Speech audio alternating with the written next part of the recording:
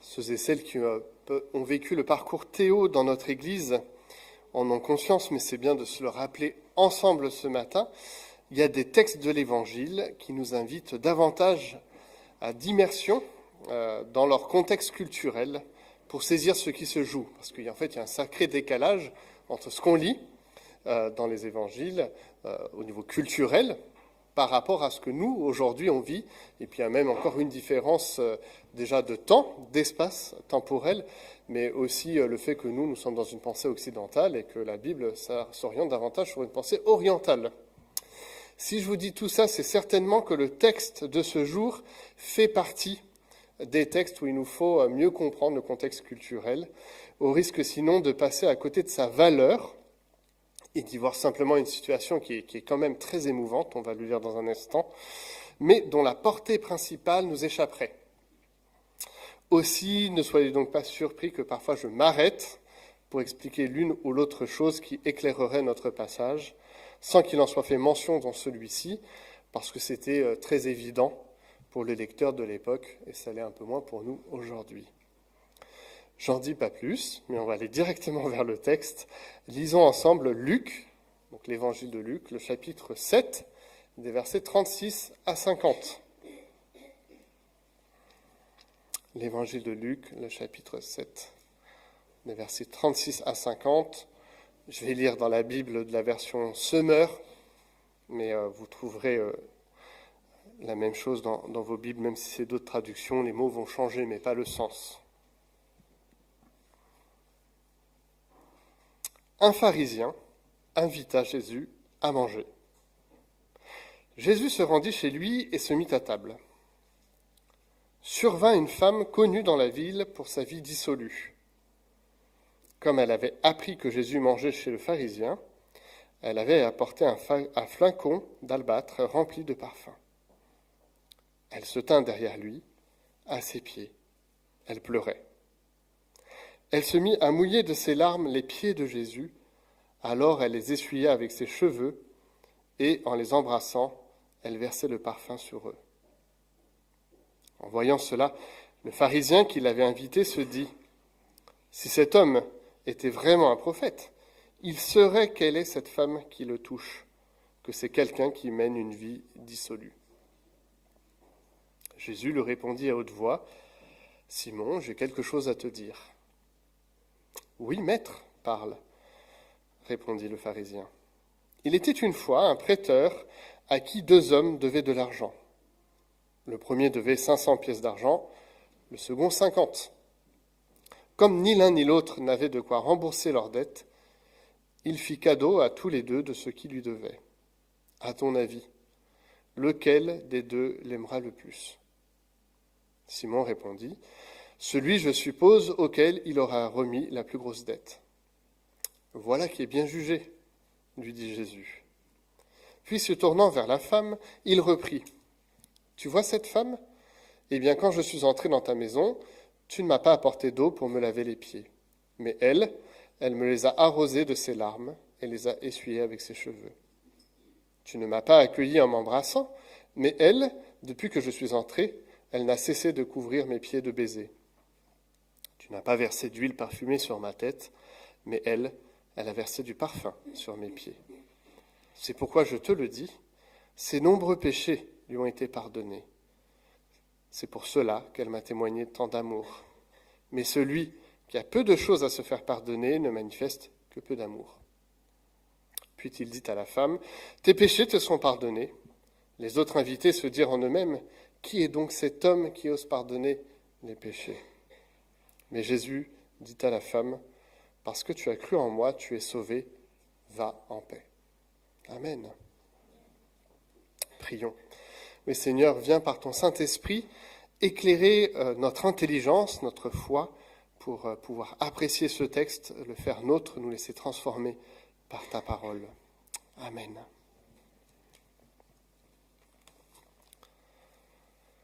Je pense ce qui nous saisit assez naturellement lors de cette lecture, c'est cette femme qui éclaire d'une lumière radieuse la portée de l'Évangile que Jésus-Christ vient mettre en œuvre et incarner.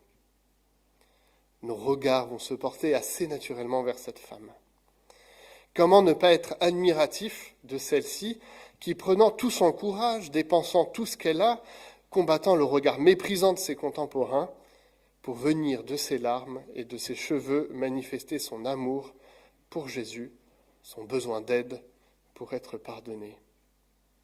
Ah, quelle scène grandiose qui nous est donnée à imaginer, si on prenait juste quelques instants pour fermer les yeux et imaginer cette scène. Elle, sans dignité aux yeux des êtres humains, imaginez donc, elle montre ses cheveux et les utilise pour nettoyer des pieds, alors que dans sa culture, les cheveux des femmes démontrent la valeur et la beauté intérieure de celles-ci et doivent donc être cachés.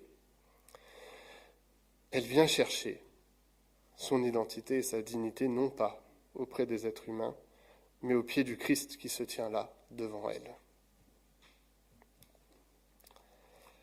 Comme le rappelle l'apôtre Paul à l'église de Corinthe, il n'y aura point de part dans l'héritage de ce royaume pour les débauchés, les idolâtres, les adultères, les pervers ou les homosexuels, ni pour les voleurs, les avares, pas plus que pour les ivrognes, les calomniateurs ou les malhonnêtes.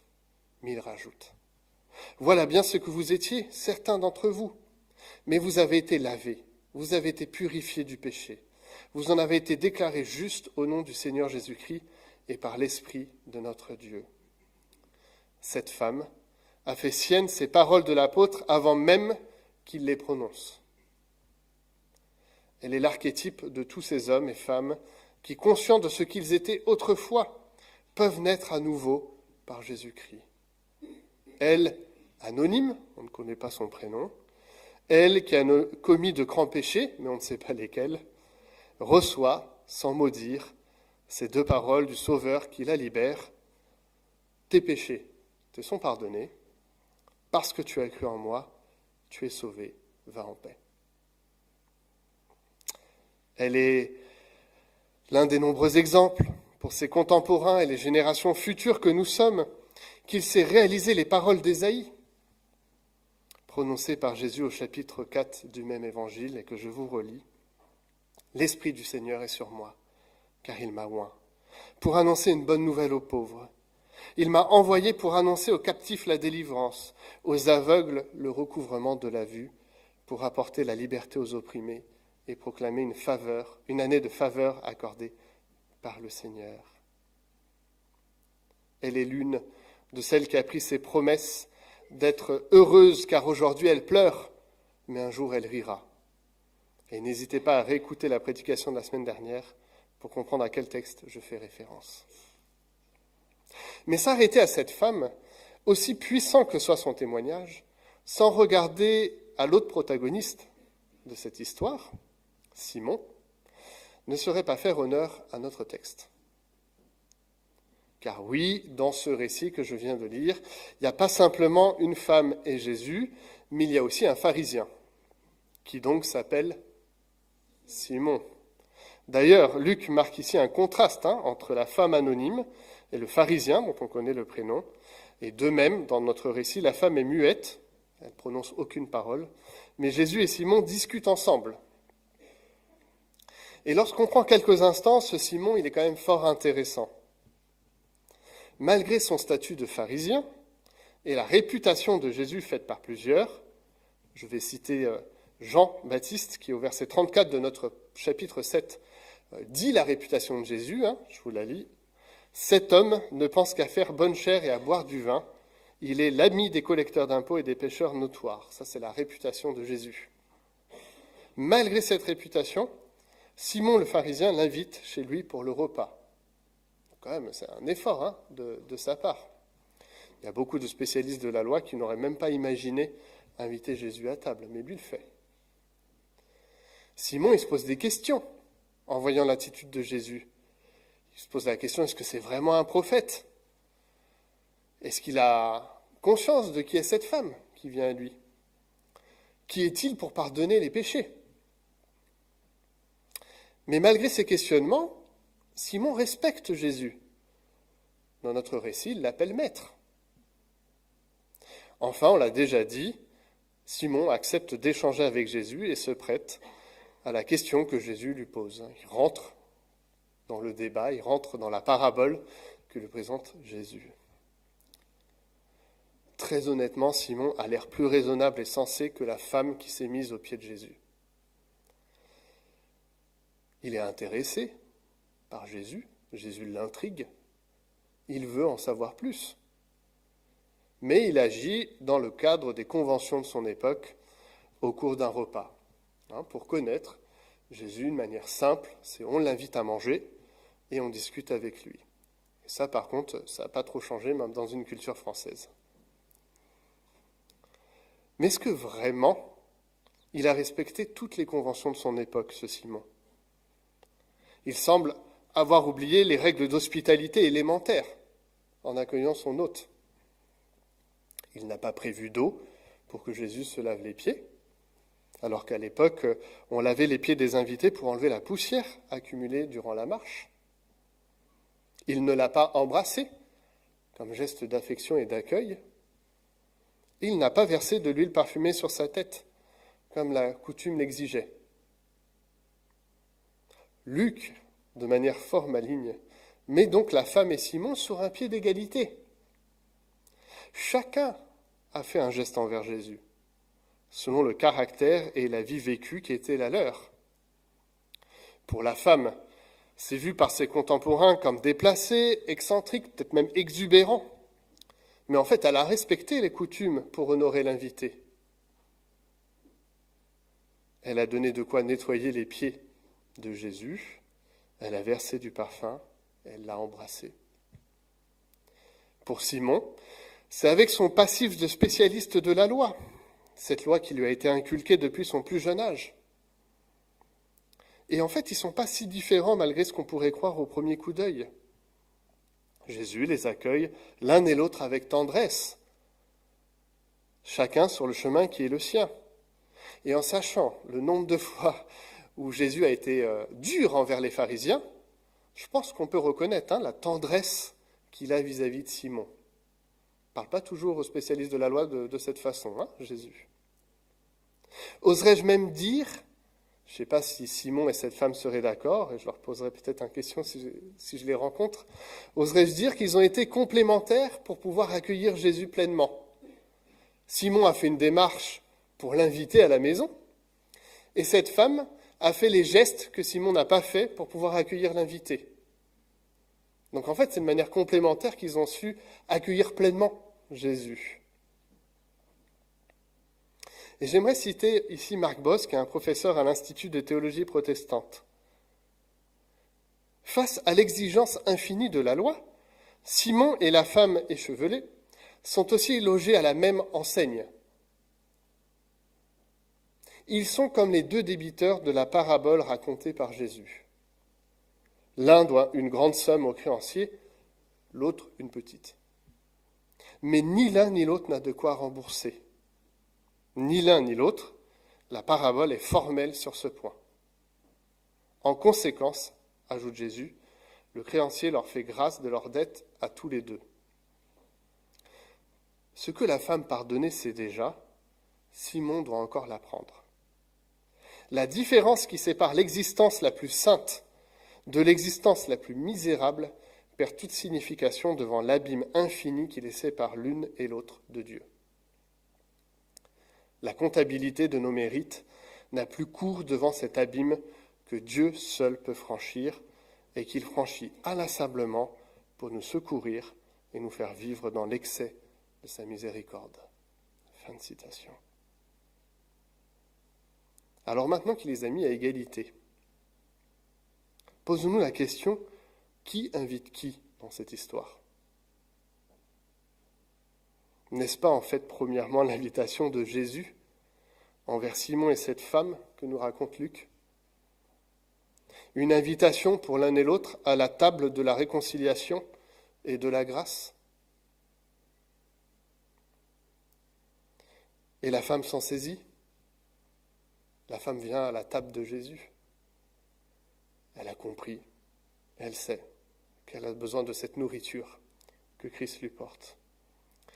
Simon l'a invité à sa table au sens physique du terme, il y a sûrement à manger sur cette table, mais il doit comprendre que lui-même est invité en retour à la table du Christ. Et c'est tout l'enjeu de ce récit, ce qui se joue pour l'un et l'autre. Alors ce récit vient nous percuter, peut-être même avec violence, parfois, sur nos conceptions de la grâce et de l'Évangile. Il nous pose plein de questions ce matin. Est-ce que nous nous sommes reconnus dans la femme ? Est-ce que nous nous sommes reconnus dans Simon ? Est-ce que nous sommes même reconnus dans les convives qui regardent la scène de manière hallucinée ? Et si on s'est reconnus dans l'un ou l'autre, qu'est-ce que ça implique pour notre vie personnelle ? Ça vient en tout cas nous poser 3 questions, il y en aurait bien d'autres, mais 3 questions, somme toute assez simples et en même temps indispensables. A-t-on conscience de l'abîme infini qui nous sépare de Dieu ? Quelles que soient nos vies, que tu aies commis de grands péchés ou des petits, la dette doit être remise. Et c'est Christ simplement qui peut la remettre. Sommes-nous prêts à accueillir le pardon et l'amour de Jésus, le Fils de Dieu, pour combler cet abîme ? Pouvons-nous en retour pardonner et aimer comme Jésus ? Puisque dans le texte, Jésus signifie que la femme, parce qu'elle a été pardonnée, peut aimer. Pouvons-nous donc en retour pardonner et aimer comme Jésus, celui ou celle qui l'appelle à devenir un de ses disciples, même si lui ou elle s'éloigne de ce que nous pouvons imaginer comme disciples ? Ça vient poser la question tout à fait simple. Dans notre vie, dans la vie de notre communauté, est-ce que nous sommes prêts à accueillir que parfois des gens viennent au Seigneur qui ne nous ressemblent pas du tout, qui sont très loin de nos conceptions, très loin de notre histoire, très loin même de ce qu'on peut imaginer d'un disciple de Christ. Cette femme, c'est clair, ce n'était pas la conception qu'avait Simon dans sa tête du disciple. Et sûrement que pour la femme, elle n'avait pas en tête Simon comme disciple du Christ. Pour les deux, il y avait quelque chose à combler. Mais bien évidemment, c'est Christ qui a fait le pont dans cet ensemble. Luc ne répond pas, en fait, à l'ensemble de ces questions. Il pose le récit, il pose l'histoire, puis après, comme beaucoup de fois dans les évangiles, tu t'arrêtes dans ta lecture et tu réfléchis. De la même façon, aujourd'hui, c'est une invitation pour vous et pour moi à s'arrêter là et à réfléchir de ce que ce récit implique, de ce que Jésus dit, fait, la manière dont ça transforme notre regard, notre foi et notre espérance. Alors ces questions, prenons-les pour cette semaine, méditons-les, n'hésitons pas à revenir à ce texte et à cet évangile, à nous saisir du pardon, de la grâce et de l'amour du Christ ressuscité. Prions. Seigneur, ce matin, merci pour Luc qui a rapporté ce récit, pour cette histoire étrange où tu mets ensemble un pharisien et une femme qui est tellement éloignée de ce modèle. Mais merci parce que Seigneur, toi tu fais le pont entre lui et elle. Tu fais même le pont avec l'ensemble des convives présents dans le cours de ce repas. Et tu nous invites à regarder à toi, à comprendre ce qui se joue, à comprendre cette femme qui a saisi tout l'amour, toute la grâce que tu lui donnais, qui est venue à ta table prendre le repas avec toi, de cette réconciliation qu'elle attendait depuis tellement de temps, de ce pardon qui était le tien et que tu pouvais lui offrir. Merci aussi pour Simon, pour sa démarche, malgré son statut, de venir à ta rencontre, de t'inviter au repas, d'avoir ce dialogue avec toi, de ne pas le fuir, mais au contraire d'y être sensible. Merci parce que tu as usé de beaucoup de tendresse vis-à-vis de Simon, comme vis-à-vis de cette femme.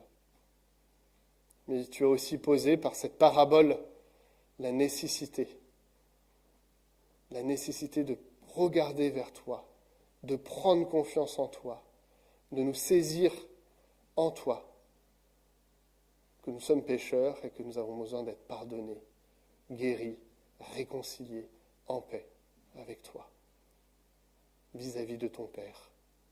Merci Seigneur pour tout cela.